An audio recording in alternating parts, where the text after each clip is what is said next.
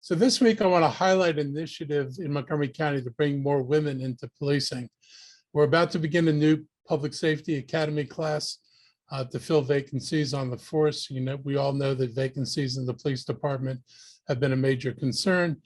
And as we concentrate on increasing public safety, it's equally important that we diversify our police force so it reflects the community that it serves. As far back as 2010, more women earned college degrees than men. It's the same for doctorates, and 3 out of every 5 master's degrees went to women. At the same time, women accounted for just 12% of police departments nationwide. Fast forward today, and not much has changed. The national average for women in policing is still about 13%. The percentage is even smaller when you consider how many women hold leadership roles. In Montgomery County, we're proud to be above the national average of women in policing at 23%. But we can do better, and that's what our plan is. We're joining a national effort of 30 by 30, 30% female representation in our police force by 2030. This is not a terminal goal. This is a step along the way, and we hope we can increase the force 30% by 2030, but that's not going to be a stopping point, and we'll continue to try to add more females to the force until hopefully we eventually achieve parity. Attendees at the National Institute of Justice Summit that was held 5 years ago told researchers that when women representation in law enforcement does not mirror the population, their proportion of the population, it can create a problem of trust. Attendees suggested that change was most likely to occur and be sustained if it was mandated by a mayor, governor, the federal government, or other political drivers outside of police organizations. In other words, change usually doesn't happen on its own. For more on our effort to recruit and retain more women in the years to come, I'd like to invite Assistant Chief Darren Frank, Commander Amy Dahm, and Captain Michael Pratt from the Montgomery County Police Department to talk a little bit about 30 by 30 initiative.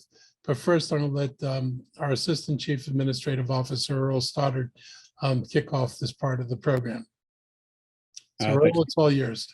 Thank you, Mr. County Executive. I did want to highlight a few things. So obviously the council did finally did pass the budget and did include the contract agreement we reached with FOP Lodge 35. And part of attracting more women into law enforcement is making sure that they have the benefits and we can be more selective and be able to recruit more women into the field, just like any other officer.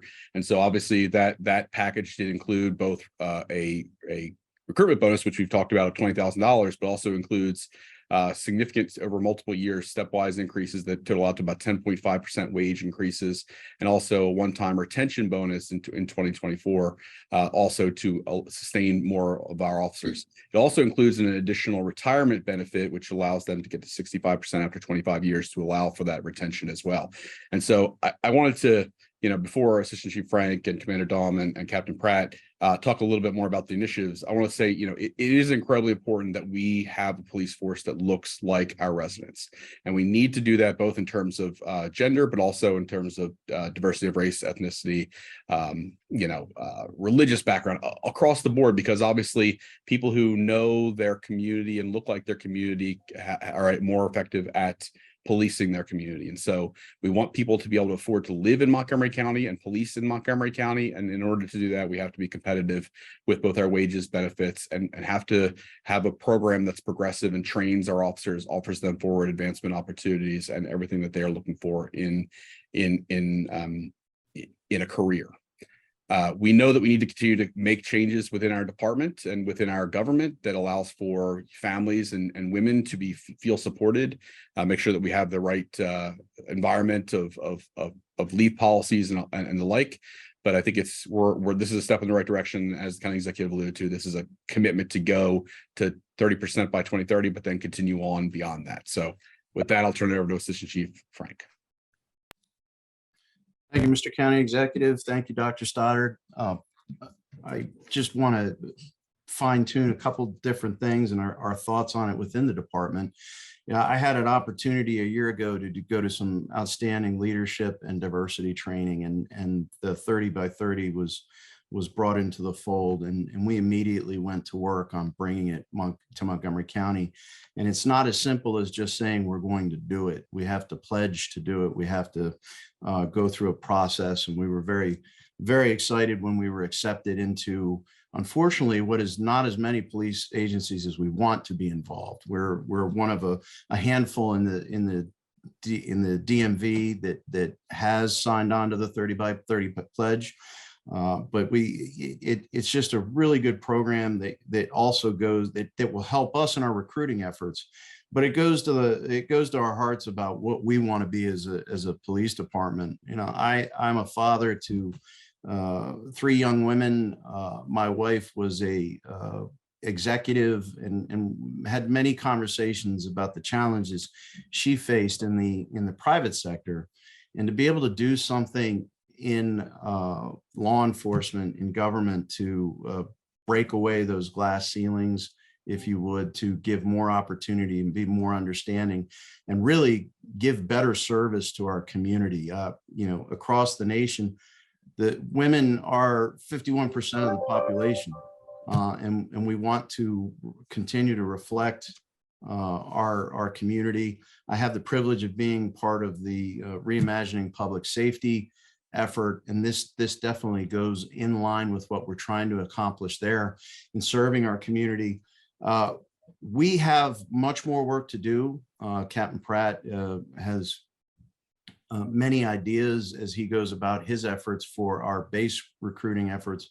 But the county as a whole, with our leave policies with FMLA, it's a very welcoming environment for women in policing. I'm very, very pleased to say that our last class that graduated, we out of the 28 that we hired, 48% of them, 14 of them were women. And that's a tremendous step. And I think it goes to show our dedication to not looking at race, not looking at sex, not looking at religion, but finding the best people that can serve their community.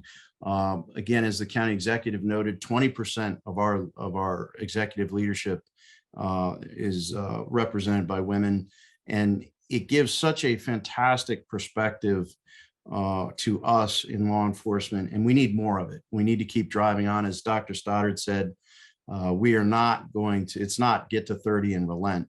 We don't have any goals other than to be the best we can. And to do that, we have to be inclusive. We have to be diverse. We have more work to do, but citizens should be proud of their community, or the community should be proud of their police. Right now, we have a 40% diversity rate when you look at our department, when you count women, when you count race. It's for our sworn complement, and actually in our professional staff, which again helps us a great deal. We've achieved a 78% diversity rate when you look across the board at the people that we're employing here. It gives us a tremendous a view into other people's lives and allow us to serve better. I want to pass it over to Captain Pratt, who's just going to talk briefly about the few things that we are doing as part of this 30 by 30 pledge that we hope will help us gain on that 30% and surpass that 30% sooner than 2030. Captain Pratt.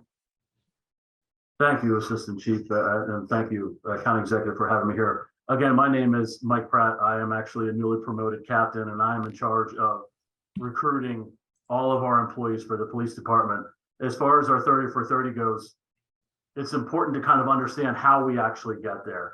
There are some bedrock foundation that we are building on, that the Assistant Chief and myself and Commander Dom are building on. And it starts with affirming zero tolerance for discriminatory practices. That is sung from the mountaintops on our police department, but it starts there. We are formally making hiring and retaining, promoting qualified women a strategic priority for our police department as part of this pledge. A lot of the things that we can do and that I can do as a recruiter outside of what my normal scope is for all officers, and specifically attempting to hire professional women, for our job is by utilizing women-specific messaging in how we recruit. Targeted messaging, that could be as simple as kind of what the county executive put up there, pictures of a department showing female officers who are there, who are out in the community. We love to highlight case closures for our female detectives, things like that, that really impact our community. That's the type of messaging that we're now moving forward and putting out. One of the other things we will do is we will provide information about all of our department policies and practices that promote that work life. As the assistant chief mentioned, parental leave, FMLA, as everybody on this call is aware, the county has, our entire lactation policy, lactation rooms. For FOP members and for all of our police officers, we have what's called a job share program. We are one of the only departments in the nation that has that, whereby if you are a parent or if you have childcare needs, if you have home care needs, you actually can find another partner to partner up with, and each of you will split a 40-hour work week. So if I have childcare needs at home, I will only have to work a 20-hour work week, and then my partner will fill in and work the other 20 hours for me. Article 63 in our collective bargaining agreement with the FOP, it specifically addresses family and childcare needs. So that's the important thing that we really want to get out there to women, not only in our department, but also out in the community, that listen, this is what we do here as a police department, and this is what we will continually do. And finally, it's the small things, even just having uniforms that those females on the call know, my uniform fits completely different if somebody else were to try to put it on. Just having uniforms that are made and tailored for females are the little small steps that we as a department have taken to really assist us in recruiting and, more importantly, retention of our professional female staff and female officers. So with that, I will answer questions later, but let me turn it over to Commander Dom to really give you some insight and address what we're doing. Thanks, Captain Pratt, and thanks everyone for having me today. I'm Commander Amy Dahm. I am the commander of our second district, which is Bethesda. I've been with Montgomery County Police since February of 2003. And when we talk about women in policing, I think it's important that we consider why it's so important beyond just reflecting the diversity of our communities. Women have shown to be less likely to be involved in uses of force. Women are less likely to be the subject of complaints, and women are more likely to achieve better outcomes for survivors of sexual violence and intimate partner violence. But before we just talk about women in policing, I want to talk about women and femininity generally for just a moment. Back in the late 1890s, there was a syndrome called bicycle face. And doctors wrote that bicycles presented a unique threat that impacted women more than men. And they warned women specifically that bicycling may inflict an expression of weariness and encouraged women to avoid riding them. Of course, bicycles presented a societal problem, right? Women were suddenly more mobile. They were able to move more freely about their communities, and suffragettes were suddenly able to go town to town to organize in order to gain momentum for the women's right to vote. Some of these women even wore pants. It wasn't until 1897 that Dr. Sarah Hackett Stevenson debunked the bicycle face and encouraged women to go out and ride. Going back to voting, though, geese were still federally protected before women gained the right to vote. But this is just one illustration of some of the ways that women have been questioned for challenging some of our normative gender values here in America for several generations. Policing specifically, the first female police officer was Alice Stebbins Wells. She was a police officer in LA in 1901, and police officers, police women came to Montgomery County in the early 1970s. One of the reasons I think that women shy away a little bit from policing is because they think of it as a very masculine profession. When we look at the ways that policing has been portrayed for generations, whether it's on TV or in our communities, you might think back to TV shows like Miami Vice, things that romanticize the idea of police chases and assaults and all these other types of things. But I've been a cop for 20 years, and more of my days are talking to people, collaborating with individuals and stakeholders in our community, and mediating differences and disputes between parties than they are anything else. This talking, this collaborating that happens more often than fighting and assaults, the more that we highlight the roles that women can play and often do play in policing. And although we have to be ready to take care of any of that type of traditional policing business, it's certainly an important part of policing.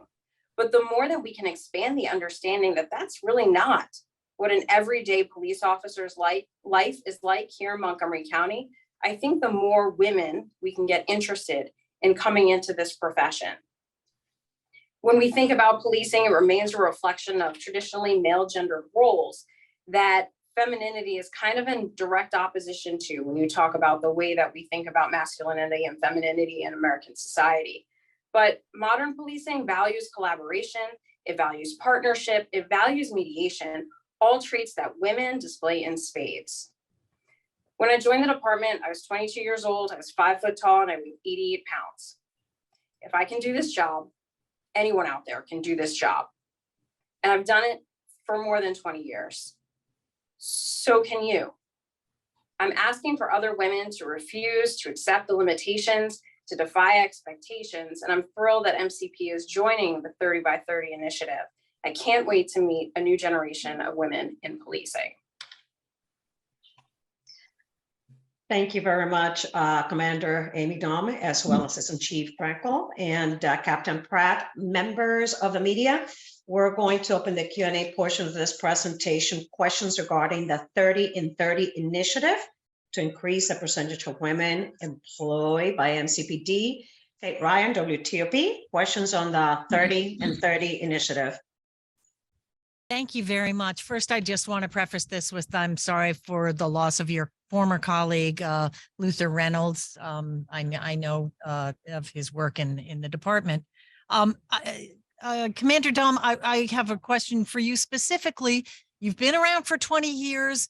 Are you seeing changes that you had wished were in place when you first joined? And when you speak to women who are considering coming onto the force, what are some of the first things they want to know about being an officer in your department, specifically as a woman? Kate, those are great questions. And, you know, I speak a lot to my mentors who were women who came before me, and I am so grateful for the road that they laid down so that I can do the things that I can do. And I certainly see a difference from their generation to my generation as far as acceptance. You know, we talk a lot about having a seat at the table, right? But the reality is we need to make the table a little bit bigger so we can get more perspectives and more different points of view, right? Because each one of these things really does impact the organization as it moves forward. So I do think that there has been change.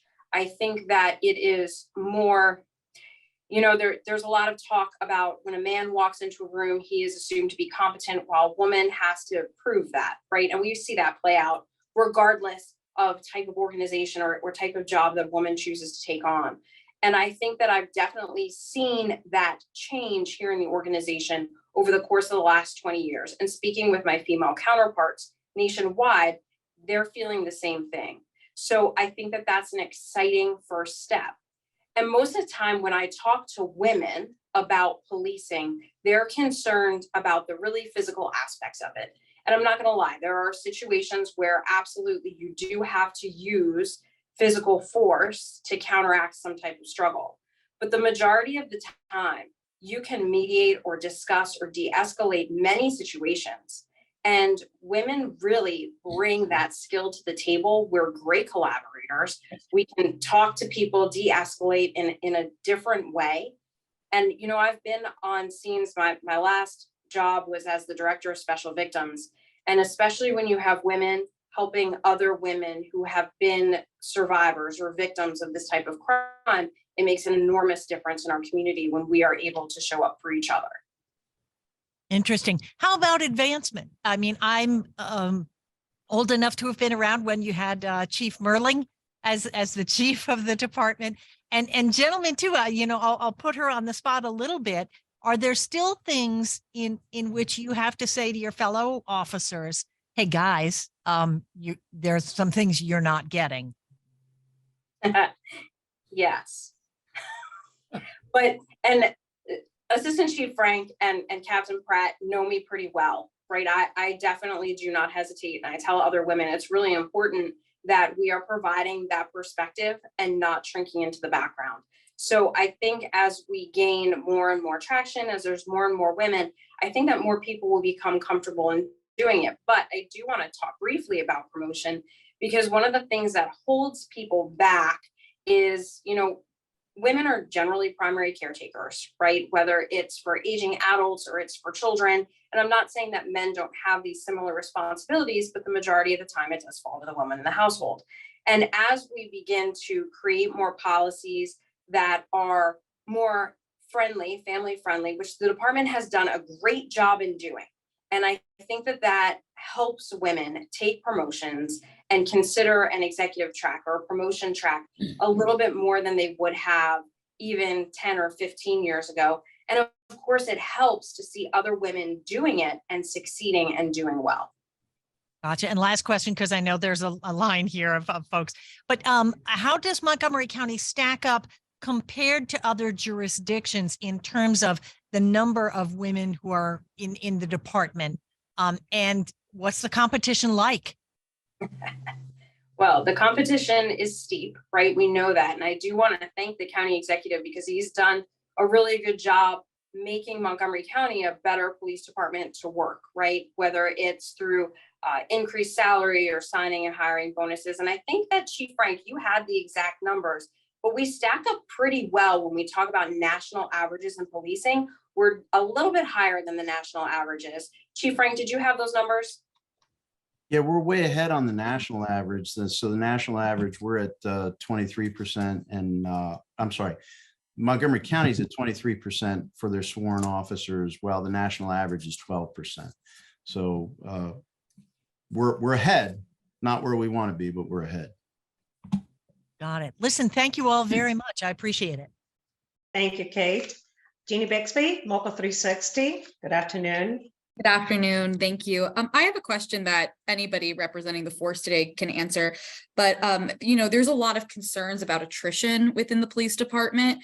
And I guess, especially when it comes to women, what are you all looking to do, not only to recruit women but also to retain women and make them want to stay on the force here in Montgomery County? So I guess I'll start, and I can throw it to Commander Dahm if she has anything more, or Captain Pratt if he has anything more to add.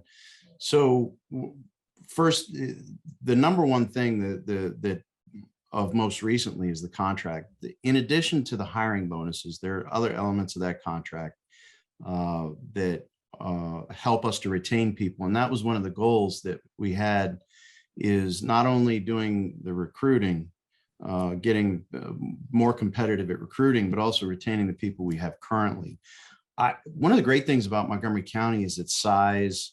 The size of the department. There are many opportunities to work in different fields, whether you can be a special victims detective, you can be a traffic officer, you can be, a decentralized drone pilot, you can be a canine officer. All of those are open to anyone. It doesn't matter their background. And I think that gives people, when they come to see us, both as women or just any candidates, they see this choice that they can have once they get into patrol. And what we do see a lot when we have this younger generation of officers come in, they want to know right away when they can be a detective. So that's one of the nice things about Montgomery County, that we kind of discuss a great deal about the choice that you can have. You can be a patrol officer and be an excellent patrol officer for your entire career, or you can go on and do something that you saw one day, whatever it was that inspired you to become a police officer. So to include promotional opportunities to become leadership and to lead the officers here. So I'll throw it to Captain Dahm or Commander Dahm if she wants to add anything more there. So one of the things, building on that I think that AC Frank really brought up, the size of the department allows us to take advantage of opportunities that we wouldn't necessarily have working on a smaller department. I have many women who work for me here in the Bethesda district, and they choose to either take the job share opportunity, right? Where like Captain Pratt was talking about, where you can work 2 days, the other officer works 2 days. And the Article 63 childcare, where we talk about the flexibility of scheduling, I do have an officer here who's taking advantage of that. She's made very clear, if I couldn't do this, I would have to leave. So these are things that the department has really taken in consideration when building an organization that wants to keep people here. We want you, if it's in your heart to continue to serve, we want you to stay here with us. I guess as a follow-up, Commander Dom, you talked about coming in, you said 20 years ago, and how things have improved. Is there anything that you think I can't imagine it's pretty challenging to come into a male-dominated field. You have to have some guts, and that is going to be something that scares people a little from coming in. They might not want to, I don't want to use the word fight, but face that challenge every day. Do you think that there's things within the workplace, not just in terms of attracting women to seeing that this is an option for them, but also things that could be done within the department to just make it easier, and for women who are in the force, not make it all the time about the fact that I'm trying to certainly phrase this, but I guess making it easier so their gender isn't something they're constantly having to think about being in a room full of men and addressing those challenges? That's a great question. And let me talk about a couple of things that we do now and some things that we are working towards doing. So when we talk about that hiring phase, we are doing open houses at our academy during the hiring phase and before the hiring phase, so that we can have conversations with people to kind of change their perception of what policing is really about. We do pre-hire calls where we can talk to all of our pre-hires about, this is the reality of the job. But when we talk about policing specifically, it has to be a conversation, like many of the conversations we've had surrounding policing, about what it really is to do this job day in and day out, right? I touched a little bit, I could talk about this for hours, but I'll keep it kind of simple. When we talk about challenging what we see as masculinity versus femininity, that's a complete societal issue, right? Like, we have to have these conversations really in America as a society. What do we believe about these things? And we could talk about that all day long. But when we start to gender a profession, and I think that policing has really been a gendered profession, right? You have to be brave as a woman to walk in and say, I'm willing to question that, just to walk in the door. And then to continue to do that every day, it's something that's questioned both internally inside the organization and outside the organization. I've had many opportunities, especially as a young supervisor, when I would be called to the scene and people would demand to speak to the supervisor, and they were still shocked to see, oh, that's me, right? I am the supervisor. So it's not really just an internal organizational problem. There's an external conversation that needs to be had as well. So I have to do this. I have to point out, Commander Dom, here's a real life example of what we're doing here. We were in a training the other week and the floor was open, and Commander Dom threw out a challenge during that training. And I will tell you, I loved it for a couple of reasons, because she had the courage to throw out this challenge and to throw out these observations of what she was seeing. But she did it from a different perspective, the perspective of a woman commander, and all of her vast experience. And it engaged an entire discussion. And when you're able to do that in an organization, and you have open discussions and you allow those conversations to take place, you start breaking down those masculine, feminine walls and just showing everyone as equals. So I love that play that we had the other week. I don't think I told you that, Commander Dom, but I love that kind of conversation and that kind of challenge it, because that sets up observational learning for everyone else, so that maybe there is a male there that isn't quite feeling like women can do this job. When they see competency like that, and then see the kind of inspirational thinking that comes out of that, that's what wins hearts and minds. And that's what we're trying to do here in Montgomery County. Thank you. Thank Thank you. you. Thank you, Jeannie. Up next, Judy Hertz, the Greater Olney News. Good afternoon, Judy. Good afternoon, and this can be addressed by anyone. And it's a similar question to what has just been asked. But as the editor of the Gazette for a long time, I had many conversations with Chief Merriling about women in the police force.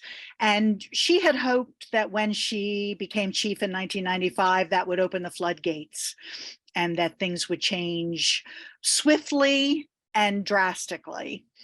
Why has it taken 28 years to get to this point to say, rah, rah, we're going to have, 30 by 30?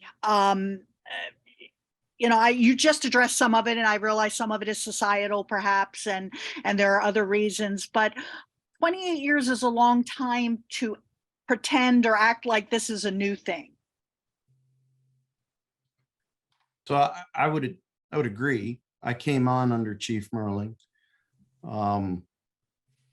I think the thing that's changed, first of all, I think people meant to do what Chief Merling wanted, right? They wanted to get there, but maybe not 100% effort. Maybe not, they didn't know quite how to do it. Maybe also when you look at, I will say this, when we talk about it all the time, just the technology, social media, things have changed in the world.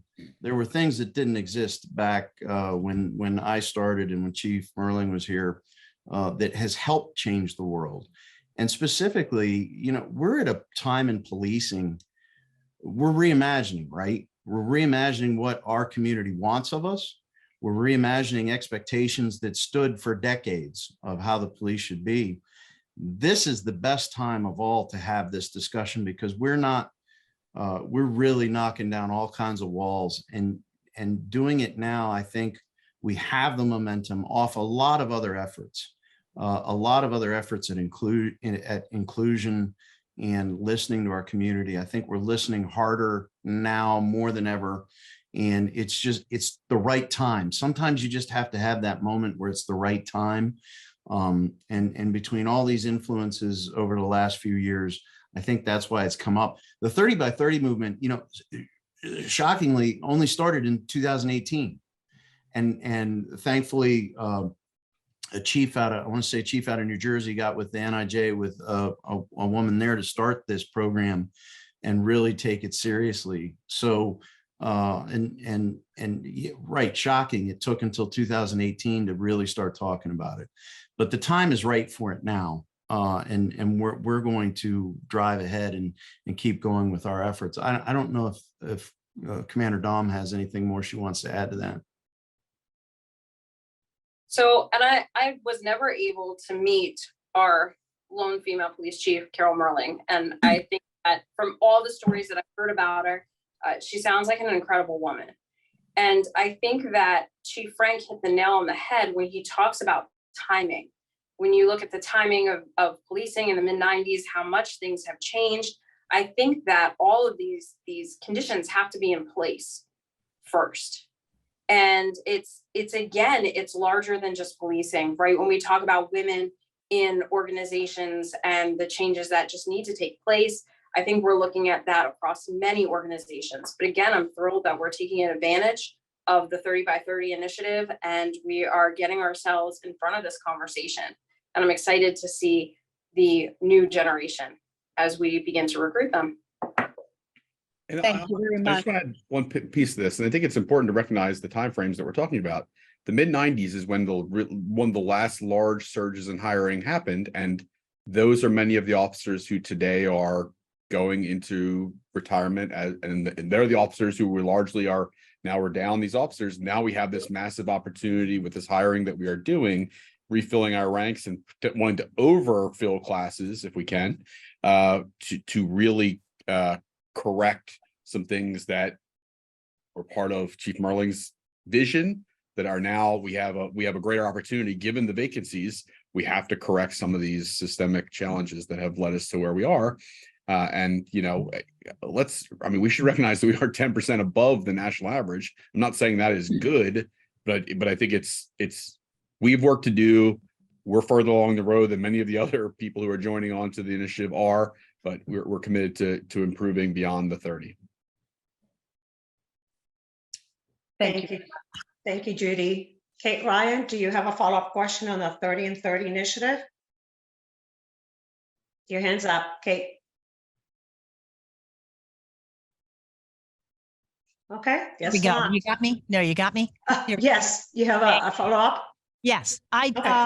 Given what Assistant Chief Frank said about this powerful interaction, I'd love to hear more about that. Can you explain what challenge that Commander Dom laid down? Because it sounds like it was very meaningful. The experience was meaningful. The challenge was one of the ones that we're talking about right now.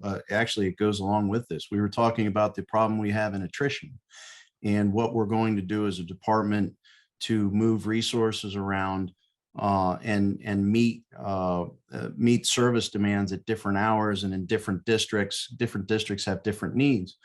And we were also talking about a concept in policing called stratified policing. And so the conversation came around to is, well, you're telling us this is great, but how do we do this when I have officers that are running from call to call? And the perception is that we're short of officers. It's easy to sit in a class like that and not say anything and just kind of go through the motions.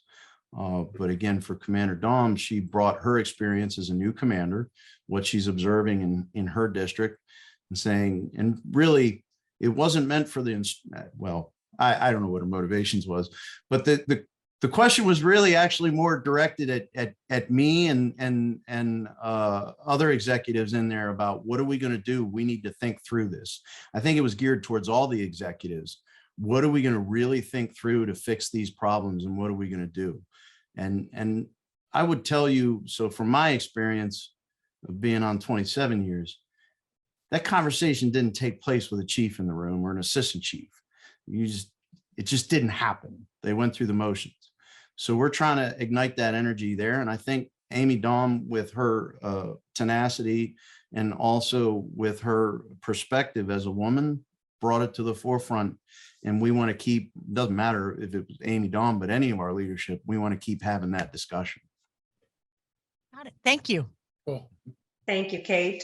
I do not see any more hands for questions for the Assistant Chief, or Commander and Captain. Members of the media, going once, twice.